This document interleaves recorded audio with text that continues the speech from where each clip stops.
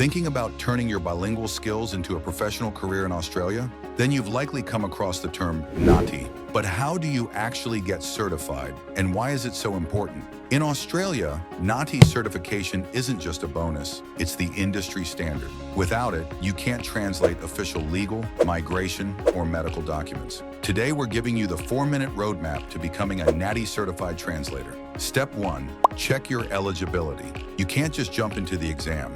First, you usually need to complete a NAATI-endorsed qualification. This is typically an advanced diploma or a master's degree from an approved Australian university, or TAFE. Step 2. The prerequisites. Before the big test, you must pass 2 online modules: Ethical Competency and Intercultural Competency. These ensure you understand the professional code of conduct and the cultural nuances required to translate accurately between 2 languages. Once your training is complete, it's time for the certification test. This is a rigorous exam that tests your ability to transfer meaning perfectly without adding or omitting information. The test usually involves translating 2 non-specialized texts from your source language into English, or vice versa, maintaining the correct register, basically ensuring the tone matches the original document. Pro tip: most candidates fail because of their English grammar, not their second language. Ensure your written English is flawless. When you're ready, here's the workflow. Create myNAATI account on their official portal. Upload your qualifications and proof of identity.